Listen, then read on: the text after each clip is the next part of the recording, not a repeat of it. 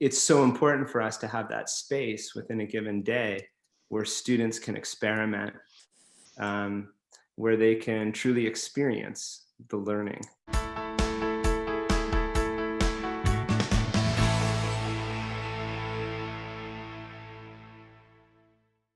I'm Glenn Herbert, and I'm an editor with Our Kids. We're speaking with insiders from Canada's leading private schools to gain insights into their programs, culture, traditions, and leadership.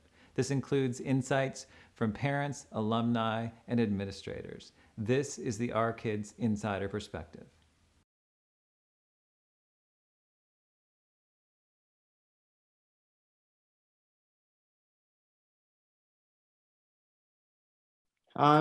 Well, it always starts with the students, doesn't it? And truly, truly love that of any education job I've ever had, but it's particularly special here. It is a family atmosphere. We're a smaller school, so the relationships we get to form are maybe more important and lasting. And I really, really just, yeah, there's really no question that that is the best part of everything we do here is forming those relationships with those students, watching them grow in all their wonderful, crazy, weird, awesome ways.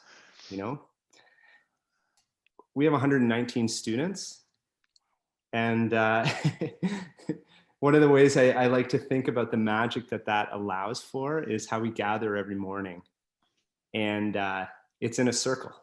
So that's how we start each day.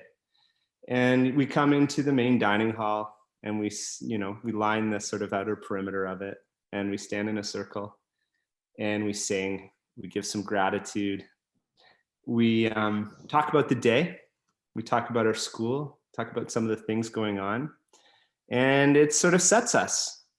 And so if you can imagine that there's a limit to how big a circle can grow, and before it stops feeling like a community, before it stops being something where everyone can look each other in the eye and see each other and hear each other. So there's magic in that, and I love that. I love that. And it comes back to that relationship piece again. We know our students. The third thing I love is our geography. And maybe this is the most obvious piece of our school. 56 wooded acres with endless trails, several thousand feet of lakeshore on Rosseau Lake in Muskoka. Yeah, you can imagine that just from a pure lifestyle perspective, that's amazing. But as far as a teaching and learning community, the possibilities are, of course, entirely endless. And it offers unending challenge to our jobs. We will never, ever stop understanding how to leverage those opportunities in a way that makes learning more lasting.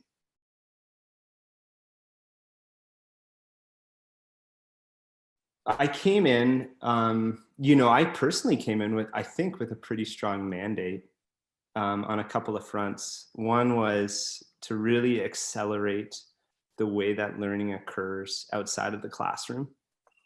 We have an amazing outdoor education program, as you can imagine, and a great out trip program. We find all kinds of ways for these students to sleep outside all year. That has been a foundation of this school forever. And kids have been in canoes, they've been swimming, they've been on skis and snowshoes, in sailboats. And that has been wonderful for our school. I think what I was challenged to do was to help our community, our faculty, our students understand what the power of integrating those experiences more consistently with learning might look like, and what the power of that might be. The unique challenge that we have here, the unique opportunity that we have here at this school is the size of our faculty. And I think it positions us in an incredible way. So there's not many of us who are on the teaching faculty. depending on the year, 18 to 20. And so we get to really, truly operate as a team. And there is, as you can imagine with any institution, it's always so important for all of us to be aligned, to be pulling in the same direction. I wonder if it's just a little bit easier for us because there's less of us, Things tend to happen pretty quickly around here. We get to respond to challenges quickly. We get to implement ideas more quickly. We gather as a faculty every Wednesday morning for anywhere from 45 minutes to an hour and a half. And we get to truly strategize. We get to hear each other.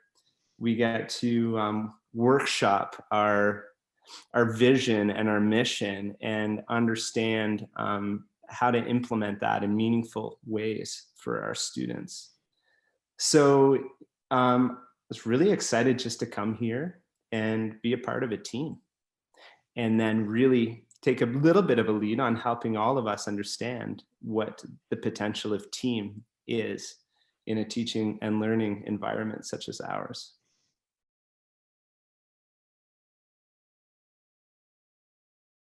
Maybe sometimes at our school we get a little worried when all the days start to look the same. Maybe we start to wonder that we're not doing enough.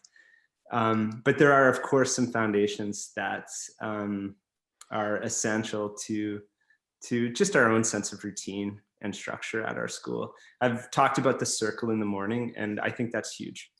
And I talked about it being huge in terms of an opportunity for all of us to come together and understand what community means. But I think it is also a foundational piece that threads its way through all parts of the day.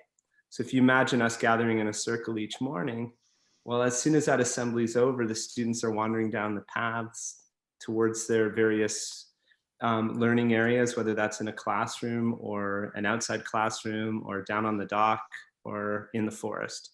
And they're reformulating that same circle so often, right? It's so, in essence, it's symbolic of the learning communities that the students visit again and again throughout the day. Typically at our school, the mornings tend to be devoted to a little more structured academics. Students are in classrooms. They are learning the knowledge and skills. They're getting their foundation. As much as we can, we've got a schedule that tends to devote the afternoons to the lived experience. And we would call ourselves an experiential school, an outdoor education school, an environmental, indigenous knowledge-based school. And it's so important for us to have that space within a given day where students can experiment, where they can truly experience the learning. And that could be immersing it in an experiment, in a science class that's in the woods or in the pond. It could be in an English class where they're, maybe reading Hamlet from a canoe.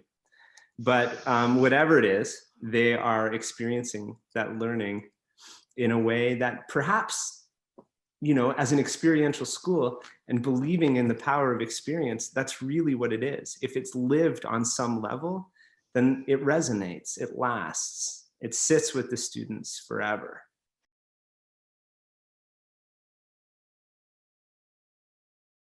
One of the things I like to talk about is, in terms of the journey of our students, is that their path is in no way linear. It's not predetermined necessarily. It can feel that way because they're going to a school that takes them numerically from the beginning to the end, maybe from grade 9 to 12. And there's a curriculum that sits at the center of it. And those things are super important. But by no means should we be mistaken. Every student's path is different. We create challenge for our students all the time. That can be challenge within the classroom and the kinds of assessments, assignments that we're tasking them with.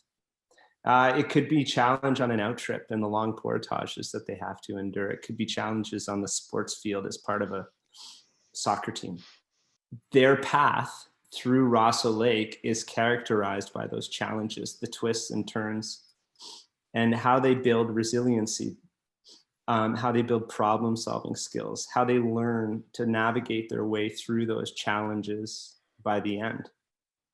In terms of the journey of a student, we refer to all kinds of things. We refer to the number of out trips that they will go on in their time here. We refer to the number of nights they might sleep outside. We refer to the thousands of kilometers they'll hike or paddle in their time here. We might refer to the number of times they jump into the lake. We've got a pretty devoted group of students who jump in every month of the year, if you can believe it, in our polar bear club. We might define their journey by the number of sports teams they play on, the number of exams they write. I think what sits with students by the time they leave here is the sense of family that they have. This place feels like home. Their peers and their teachers are their brothers and sisters and parents and best friends. And you know, I think when a student first gets here, there's a lot to overcome in that regard. So one of the big challenges of our school for students is that we do know them so well.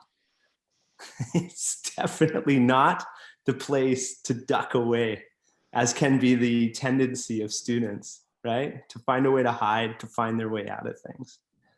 So the thing that is most powerful, the thing that students might refer to most strongly when they're leaving us, might also be the thing that they hated or resented the most when they first got here. And you could think of out trips the same way. Think of a brand new student arriving at our school, and a few days after they arrive here, we put them in a bus and take them even further north, drop them off by the side of a lake, and they're wondering what the heck they're doing. And by the time they get to grade 12, it's those exact experiences that they're treasuring.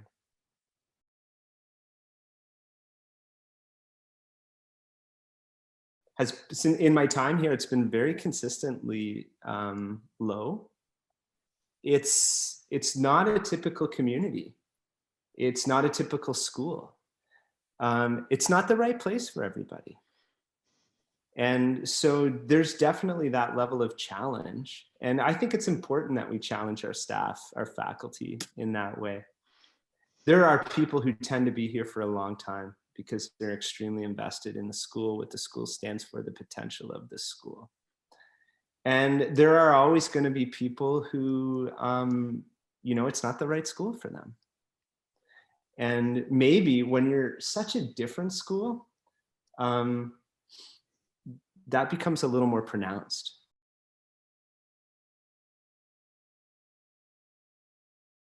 So confidence, competence, character are 3 C's, our 3 C's, which I think everyone who works here would agree has evolved into 4. And we would add community to that. And what does it look like when someone lives up to our core values?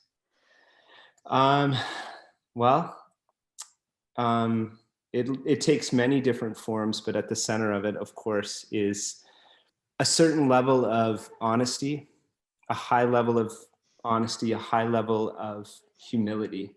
Teachers, students, staff members do not pretend to be experts on everything. But we are also willing to put ourselves out there. We're willing to be challenged in new ways. When you don't position yourself as an expert, I think it opens up all kinds of possibilities for all of us. We're learners alongside our students. You know, from a student perspective, it's the confidence to try something that they know they might fail at spectacularly. It's the competence to be humble in those moments and to learn from them, to be able to step back in that metacognitive way and analyze self and understand where the learning and growth is. and reevaluate and problem solve so that same challenge can be approached slightly differently. Build strategies to overcome those challenges. The character is in all of that. The willingness to try, the humility, the honesty. The community is in the support that we provide for each other as we work our way through challenges. And it's so important to recognize the efforts of each other always. It's why gratitude is such a key piece to what we do here.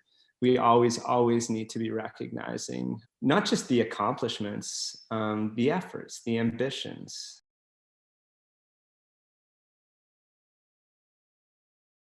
It is such an incredible resource of any school like ours, isn't it? Our alumni base. Those are people who are out in the world, and in our case, doing exciting things. You know, finding success in the industries that we know. Finding success beyond those industries in very entrepreneurial and exciting ways. It is something that we're continually working on. Fostering the relationship, finding the connections between our current students and our alum. Our alum are extremely enthusiastic about our school, and they're excited to come to campus, to come home, and they're excited to see what's happening in the school now, and they're excited to connect with these kids and share their stories. So we have a couple of different important foundational pieces to our program that connect students to alum. One is something we call Discovery. We have a Discovery program, and it's an alternative program that runs alongside the academic program, where throughout the year, we're working to connect students to a sense of possibility, to a sense of personal ambition and interest to pursue something in their own way. And what they're ultimately doing is designing a project that's just for them. And on the last week of school, in early June, they get a whole week to themselves to do that project. And often those projects, I mean, there's a wide range of what students can do. It's often related to the arts or to engineering or to business. You know, students are designing businesses and websites. They're making crazy inventions. We have a student building a go-kart right now that's actually going to be motorized. And some students just pursue knowledge, right? Like they do a very academic research paper. And they're excited to finally have an opportunity to pursue something that is only something they want to pursue. So within that, we have an awesome opportunity to connect to our alum. They get to act as mentors through that process. And so one of the things we do every year is we do host a mentor day, and the mentors will come up and they'll share their experiences, and they'll offer some insight into career and life journey. They'll probably give some stories about their time here. Yeah, and so you can imagine the level of connection that's available for the students, especially when students are put in a position to do something that's for them.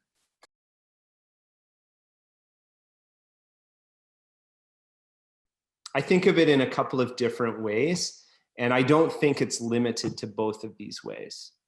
One is we're an outdoor education school, and we go outside all the time and we seek adventure in the outdoors. You can imagine the student for whom this school is perfect. They're going to come up and they're going to absolutely thrive. And they're going to be excited to immerse themselves in every last opportunity that we provide on that front. And that's great. And we love seeing those students come up. That's one. I think the exact opposite student also learns to thrive at our school. And this might be the student who's not getting outside. This might be the student who is maybe having a hard time overcoming inhibitions. Maybe it's a student who's found themselves in a bad pattern that traps them somehow in their parents' basement, playing video games. You can imagine we're also the perfect school for that student. We're the school that probably can challenge that student in just the right way. So we can think of it in terms of the student's ambitions and loves and providing outlets for that. We can also think about it in terms of the kind kind of learning opportunities we provide for students, and how those might just be the perfect challenges for students who aren't otherwise getting them.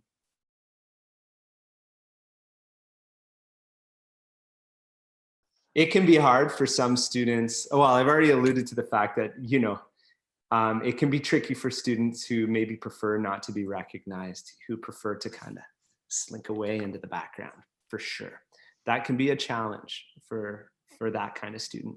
Often we see those kinds of students that overcome that in the most profound ways. But that's real, and that can be hard. You might not recognize rigorous academics in the traditional sense at our school. And that can be challenging for some students and some families as well. I think we're a highly rigorous academic school. I think we offer academics at the highest level of curriculum that we can in this province. The fact that we offer it often in non-traditional ways, often outside of classrooms, and even what learning looks like within those classrooms, I think that can challenge certain biases, and it might be easy through those biases to determine that we're not a highly academic school. So maybe we're not always the school for the student or the family who's looking to get into the elite programs at MIT.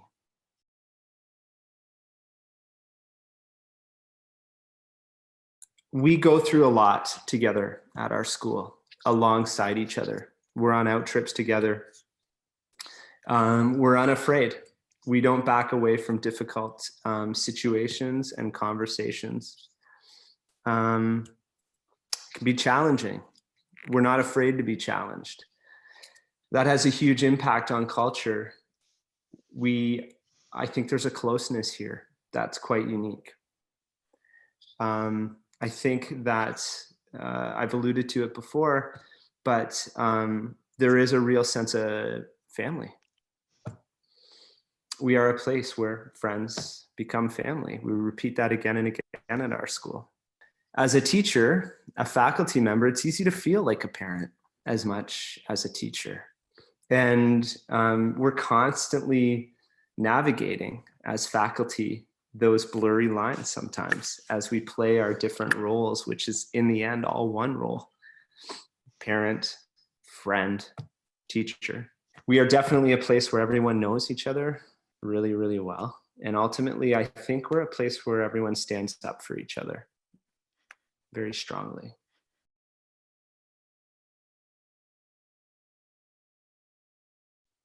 We encourage our teachers to continually reach out to parents. We talk about the circle of care. The circle of care within our own school is very obvious. We have our teachers, we have our house parents. We also have a mentoring program. So each of our teachers has a small group of students that they meet with daily as that extra layer of support. And that mentor is someone that that student goes to consistently with challenges academically, challenges socially, challenges on any level of school life. That mentor, though, is also a key piece in the parent communication. They act as sort of a conduit between, school life and home life. And it's a place where that mentor is where teachers can go if a certain student is struggling in their class. And the mentor is someone parents will go to if they're worried about their students. So we've got these layers that help to ensure a level of communication between the parents and the teachers. As a leadership team, we actually meet with our parents regularly.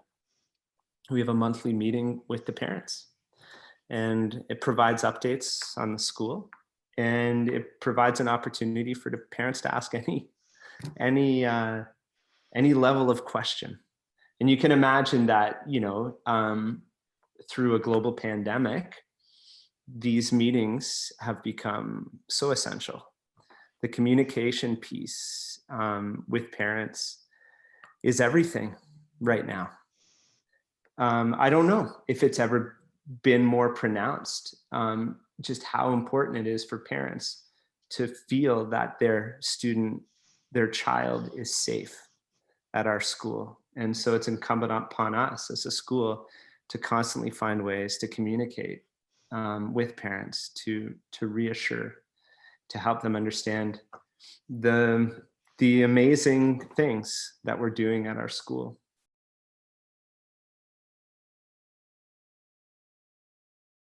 We think about conflict more and more in terms of restorative justice.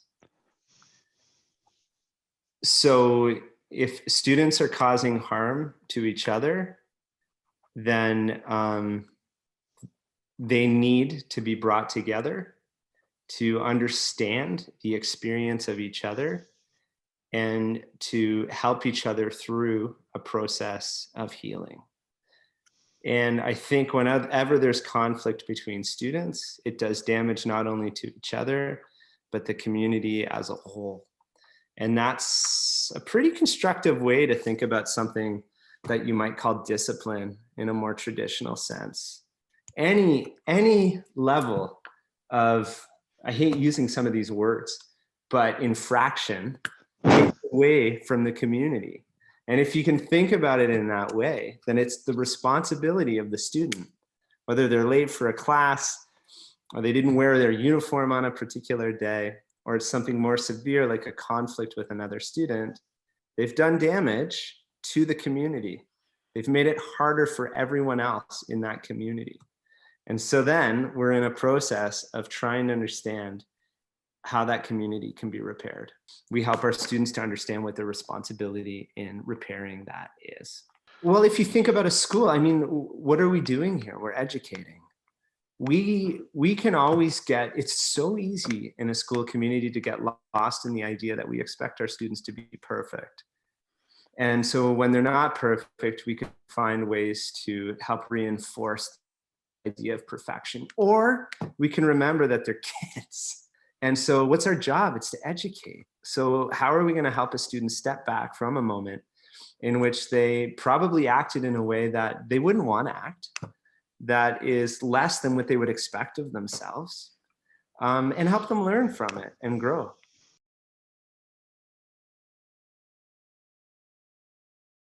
We have some foundational attributes through which we ask, most specifically, our graduates to describe themselves and to see themselves. And it's different from everybody. But we also, these same attributes actually act as the foundation, maybe, of everything we do. So when we're imagining programming, or when we're imagining our response to tricky situations, we have something to return back to. And we call them our Rosseau roots. So that would be, this person would be thoughtful, persuasive, adventurous, creative, self-aware, and community-minded.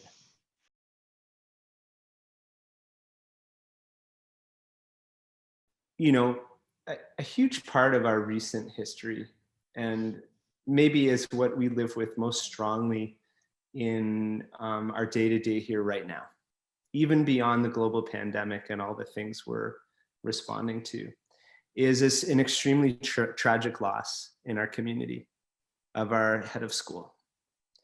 Was involved in a road accident in November, and we lost him on that day. And you know, there's so much from that experience that profoundly affects all of us and will for some time, and each and every member of this community. In terms of our connection to our immediate community of Rosseau, none of us will ever forget how on the day of the funeral, we were all driving back towards campus, and the streets from several kilometers out, the street, the road, the highway from several kilometers out were lined with people who just came to the edge of their driveways. I met a woman along the road who had driven up from Belleville, not because she knew Robert, but because she heard about it and she was moved by it and the kind of person that Robert was.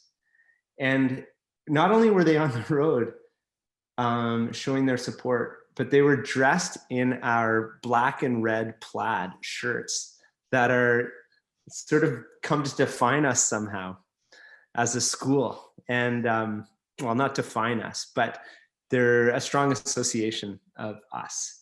And so there was all that red and black plaid lining the streets from way down the highway all the way into our school. And I think it was many, many things. But as long as we're talking about our connection to that community, it was just such a beautiful moment, just such a beautiful tribute to Robert, and also spoke so strongly to the level of connection between our school and that community.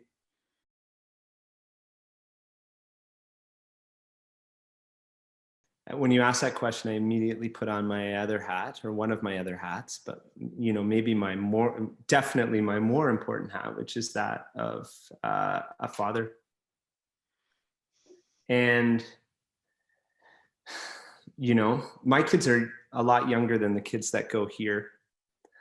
But what's important to me as a father, who is also an educator, it's funny how it can become so reduced, that formula for me. I want my own children to be challenged in just the right way. I want them to be healthy. I want them to be happy. I want them to be given an opportunity to follow their own beautiful, wonderful spirits. I want for those spirits to come alive. And I think that's part of the responsibility of a school. So when you are visiting a school, if you're a parent and you're trying to decide upon a school, your child. Be honest about who your child is. Help your child be honest about who they are and what it is that they really want, and the situations in which your child might thrive. And find the school that's going to allow them to do that. And sometimes that involves looking beyond how we think about school. There's wonderful traditions that help to characterize education. Not all of them are useful to your child. In fact, many of them will get in the way of your child and their spirit. And for many of us who have experienced education on some level, way too much of our experience after education, after school, has been characterized by our recovery from that experience and trying to reconnect with who we are. Somewhere along the way, it got lost. Imagine the school that you send your child to is a place that can enhance that connection between a person and their sense of self. And I think that's what we want more than anything else when a student graduates from a high school, is we want them to know who they are. We want them to be able to say who they are. And we want them to be able to describe the experience that shaped that sense of self. We want them to be able to identify the challenges that help them grow into that sense of self.